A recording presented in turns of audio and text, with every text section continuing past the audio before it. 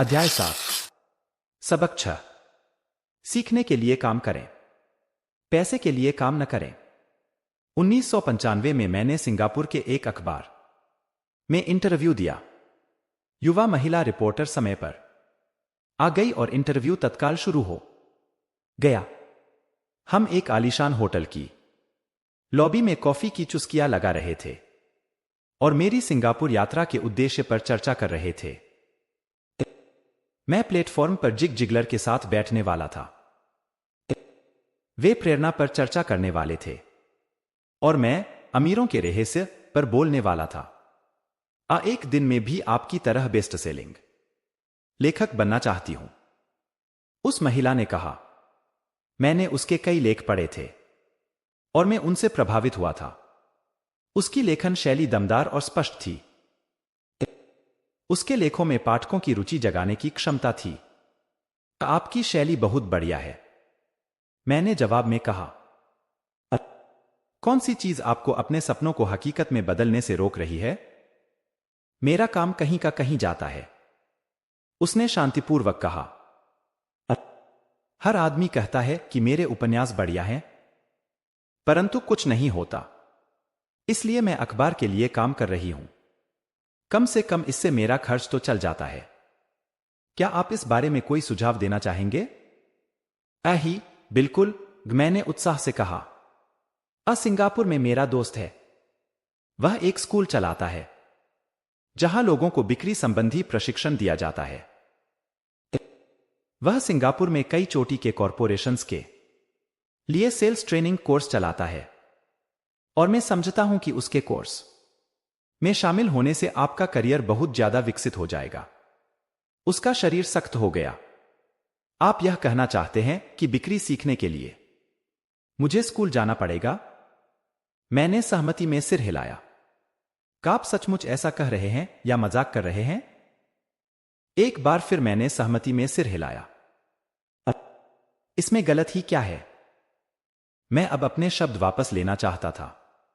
उसे मेरी किसी बात से बुरा लग गया था और अब मैं सोच रहा था कि कितना अच्छा होता अगर मैंने उसे कुछ भी सुझाव नहीं दिया होता उसकी मदद करने की कोशिश में। अब मैं खुद के सुझाव की रक्षा करता नजर आ रहा था। मेरे पास अंग्रेजी साहित्य में मास्टर्स डिग्री है। मैं सेल्समैन बनना सीखने के लिए स्कूल क्यों जाऊं? मैं एक प्रोफेशनल हूं। मैं एक प्रोफेशन में प्रशिक्षित होने के लिए स्कूल गई थी ताकि मुझे सेल्समैन न बनना पड़े। मैं सेल्समैनों से नफरत करती हूं। उन्हें केवल पैसा चाहिए होता है। तो आप मुझे बताएं कि मैं सेल्स का अध्ययन क्यों करूं? अब वह अपना ब्रीफ केस ताकत से बंद कर रही थी। इंटरव्यू खत्म हो गया था। कॉफी टेबल पर मेरी एक बेस्ट सेलिंग पुस्तक रखी हुई थी। मैंने उसे उठाया और उस महिला द्वारा लिखे गए नोट्स को भी अपने दूसरे हाथ में रखा। क्या आप इसे देख सकती हैं? मैंने उसके नोट्स की तरफ इशारा किया। उसने अपने नोट्स पर नजर डाली। क्या? उसने उलझन में कहा। एक बार फिर मैंने उसके नोट्स की तरफ जानबूझकर इशारा किया। उसके पैड पर उसने लिखा था, रॉबर्ट कियोसाकी, बेस्ट सेलिंग लेखक। यहां पर बेस्ट सेलिंग लेखक लिखा हुआ है, न कि बेस्ट राइटिंग लेखक। उसकी आंखें तत्काल फैल गई। मैं बहुत बुरा लेखक हूं। आप बहुत बढ़िया लेखिका हैं। मैं सेल्स स्कूल गया हूं। आपके पास मास्टर्स डिग्री है। दोनों को इकट्ठा कर लें और आप एक बेस्ट सेलिंग लेखिका और बेस्ट राइटिंग लेखिका बन सकती हैं। उसकी आंखों में गुस्सा था। मैं कभी इतनी नीचे नहीं गिरूंगी कि बिक्री सीखने के लिए प्रशिक्षण लूं। आप जैसे लोगों को तो लिखना ही नहीं चाहिए। मैं एक प्रोफेशन लेखिका हूं और आप एक सेल्समैन हैं। यह सही नहीं है। उसने अपने बाकी के नोट्स भी समेट लिए और वह सिंगापुर की उस नम सुबह में तेजी से बाहर चली गई। कम से कम उसने अगले दिन मुझे एक अच्छा कवरेज दिया। दुनिया स्मार्ट, गुणी, शिक्षित और प्रतिभा संपन्न लोगों से भरी हुई है। हम उनसे हर दिन मिलते हैं। वे हमारे चारों तरफ हैं। कुछ दिनों पहले मेरी कार में कुछ गड़बड़ आ गई थी। मैं एक गैरेज में गया और युवा मैकेनिक ने उसे कुछ मिनटों में ही ठीक कर दिया। इंजन की आवाज सुनकर ही उसे समझ आ गया था कि गड़बड़ कहाँ थी। मैं हैरान था। दुखद सच तो यह है कि प्रतिभा ही पर्याप्त नहीं होती। मुझे लगातार यह देख देखकर झटका लगता है कि प्रतिभा संपन्न लोग कितना कम कमा पाते हैं। मैंने अभी हाल ही में सुना है कि 5% से भी कम अमेरिकी एक साल में $1 लाख से ज्यादा कमा पाते हैं। मैं ऐसे प्रतिभाशाली और उच्च शिक्षित लोगों से मिला हूं जो एक साल में $20,000 से भी कम कमा पाते हैं। मेडिकल व्यवसाय में विशेषज्ञता रखने वाला एक व्यावसायिक सलाहकार मुझे बता रहा था कि कितने डॉक्टर, दंत चिकित्सक और दूसरे लोग पैसे की समस्या से जूझ रहे हैं। और मेरी सोच यह थी कि एक बार डॉक्टर बनने के बाद तो पैसा उनके घर बरसने लगता होगा। इस व्यावसायिक सलाहकार ने मुझे एक बढ़िया वावे दिया, अवे भारी दौलत से सिर्फ एक दक्षता दूर हैं। इस वाक्य का यह मतलब है कि ज्यादातर लोगों को केवल एक और दक्षता सीखने की जरूरत होती है और इसके बाद उनकी आमदनी अपने आप बहुत ज्यादा बढ़ जाएगी। मैं यह पहले ही बता चुका हूं कि फाइनेंशियल बुद्धि अकाउंटिंग, निवेश, मार्केटिंग और कानून का समन्वय है। इन 4 तकनीकी दक्षताओं को मिला दें और पैसे से पैसा बनाना ज्यादा आसान हो जाएगा। जब पैसे की बात आती है तो ज्यादातर लोगों में केवल ज्यादा कड़ी मेहनत करने की दक्षता होती है। दक्षताओं के समन्वय का एक अच्छा उदाहरण अखबार की उस रिपोर्टर का है। अगर वह सेल्स और मार्केटिंग के क्षेत्र में दक्षता हासिल कर ले तो उसकी आमदनी हवा से बातें कर सकती है। अगर मैं उसकी जगह होता तो मैं एडवर्टाइज, कॉपीराइटिंग और सेल्स के कोर्स में शामिल हो जाता। फिर अखबार में काम करने के बजाय मैंने किसी एडवर्टाइजिंग एजेंसी में नौकरी खोजी होती। चाहे इस काम में वेतन कम भी मिलता, परंतु इससे वह यह सीख जाती कि सफल एडवर्टाइजिंग में प्रयुक्त होने वाले शॉर्टकट का प्रयोग किस तरह होता है। उसे अपना कुछ समय जनसंपर्क में भी देना होता, जो एक महत्वपूर्ण दक्षता है। वह यह भी सीखती कि मुफ्त प्रचार में किस तरह लाखों कमाए जाते हैं। फिर रातों में और सप्ताहांतों में वह अपना महान उपन्यास पूरा कर सकती थी। जब वह पूरा हो जाता तो वह अपनी पुस्तक को बेचने के लिए ज्यादा अच्छी स्थिति में होती। फिर कुछ ही समय में वह एक बेस्ट सेलिंग लेखिका हो सकती थी। जब मैंने अपनी पहली पुस्तक if you want to be rich and happy don't go to school छपवाई तो एक प्रकाशक ने यह सुझाव दिया कि मैं शीर्षक को बदलकर द इकोनॉमिक्स ऑफ एजुकेशन कर दूं। मैंने प्रकाशक से साफ कह दिया कि इस तरह के शीर्षक से पुस्तक की कुल 2 प्रतियां ही बिकेंगी। एक तो मेरा परिवार खरीदेगा और दूसरा मेरा सबसे अच्छा दोस्त। यह है कि वे दोनों ही इसे मुफ्त में पाने की आशा करेंगे।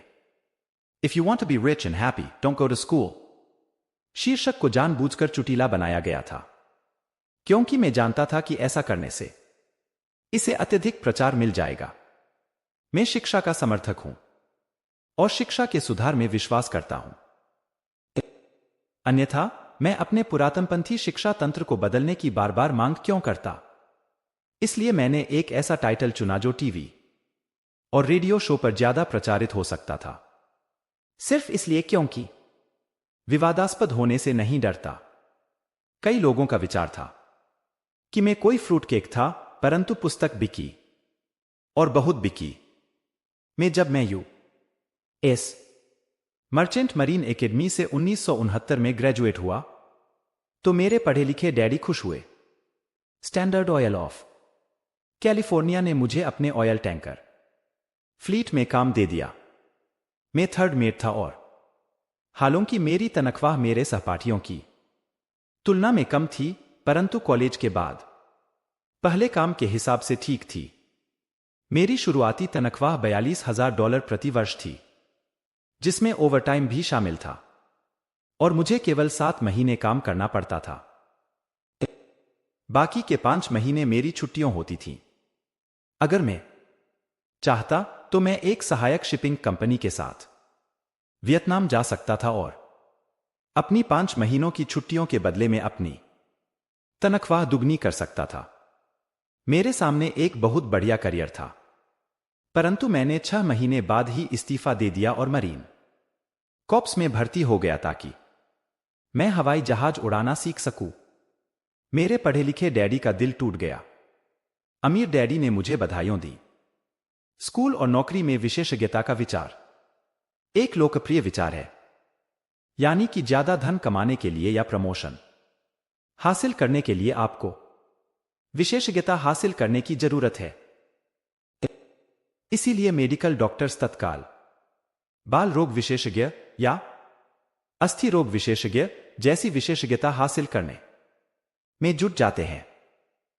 यही अकाउंटेंट्स, आर्किटेक्ट्स, वकीलों, पायलटों और बाकी लोगों के बारे में सही है। मेरे पढ़े लिखे डैडी इसी विचारधारा में विश्वास रखते थे, इसीलिए वे डॉक्टरेट मिलने के बाद रोमांचित हो गए थे। वे अक्सर यह मानते थे कि स्कूल में ऐसे लोगों का सम्मान किया जाता है जो कम से कम चीजों के बारे में ज्यादा से ज्यादा पढ़ते हैं। अमीर डैडी मुझे इसका ठीक उल्टा करने के लिए प्रोत्साहित करते थे। आपको हर चीज के बारे में थोड़ा थोड़ा पता होना चाहिए, यह उनका सुझाव था। इसीलिए मैंने उनकी कंपनियों में कई विभागों में सालों तक काम किया। कुछ समय के लिए मैंने उनके अकाउंटिंग डिपार्टमेंट में काम किया। हालांकि मैं कभी अकाउंटेंट नहीं बन सकता था, परंतु वे चाहते थे कि मैं उस विभाग में रहकर उसके बारे में मोटी मोटी बातें समझ लूं। अमीर डैडी जानते थे कि मैं वहां की शब्दावली को पकड़ लूंगा और यह भी समझ लूंगा कि क्या महत्वपूर्ण होता है और क्या नहीं। मैं एक बस बॉय और कंस्ट्रक्शन वर्कर के रूप में भी काम कर चुका हूं और सेल्स, रिजर्वेशन और मार्केटिंग में भी। वे मुझे और माइक को सीढ़ी दर सीढ़ी सिखा रहे थे। इसलिए वे चाहते थे कि हम लोग उनके बैंकर्स, वकीलों, अकाउंटेंट्स और ब्रोकर्स के साथ बैठकों में भाग लें। वे चाहते थे कि हम लोग उनके साम्राज्य के हर पहलू के बारे में थोड़ी बहुत जानकारी रखें। जब मैंने स्टैंडर्ड ऑयल की अच्छी तनख्वाह वाली नौकरी छोड़ी तो मेरे पढ़े लिखे डैडी ने मुझसे दिल खोलकर बातें की। उन्हें कुछ समझ में नहीं आ रहा था। ये मेरे निर्णय के पीछे के कारण को नहीं समझ पा रहे थे, क्योंकि जिस नौकरी से मैंने इस्तीफा दिया था उसमें तनख्वाह अच्छी थी, फायदे बहुत थे, खाली समय भी बहुत मिलता था और प्रमोशन के अच्छे अवसर थे। जब एक शाम को उन्होंने मुझसे पूछा, तुमने नौकरी क्यों छोड़ दी? वो तो मैं लाख कोशिश करने के बाद भी उन्हें इसका कारण नहीं समझा सका। मेरे तर्क उनके तर्क के दायरे में फिट नहीं हो पा रहे थे। समस्या यह थी कि मेरा तर्क मेरे अमीर डैडी का तर्क था। मेरे पढ़े लिखे डैडी के लिए नौकरी की सुरक्षा ही सब कुछ थी। मेरे अमीर डैडी के लिए सीखना ही सब कुछ था। पढ़े लिखे डैडी का विचार था कि मैं शिप का ऑफिसर बनने की शिक्षा ग्रहण करने स्कूल गया था। अमीर डैडी जानते थे कि मैं अंतर्राष्ट्रीय व्यापार के अध्ययन के लिए स्कूल गया था। तो एक विद्यार्थी की तरह मैं सुदूर पूर्व और साउथ पैसिफिक जाने वाले जहाजों पर, बड़े फ्रूटर्स पर, ऑयल टैंकरों और यात्री जहाजों पर काम करता रहा। अमीर डैडी इस बात पर जोर देते थे कि मैं यूरोप की तरफ जाने वाले जहाजों के बजाय प्रशांत महासागर पर अपना ध्यान केंद्रित करूं, क्योंकि भविष्य के देश एशिया में हैं, यूरोप में नहीं। जबकि मेरे ज्यादातर सहपाठी, जिनमें माइक भी शामिल था, अपने घरों पर पार्टी और मौज मस्ती करते थे। तब मैं Japan, Taiwan, Thailand, Singapore, Hong Kong, Vietnam, Korea, Tahiti, Samoa और फिलीपींस में व्यवसाय, लोगों, बिजनेस की शैलियों और संस्कृतियों का अध्ययन करता था। मैं भी पार्टी कर रहा होता था, परंतु अपने घर पर नहीं। मेरा ज्ञान बहुत तेजी से बढ़ रहा था।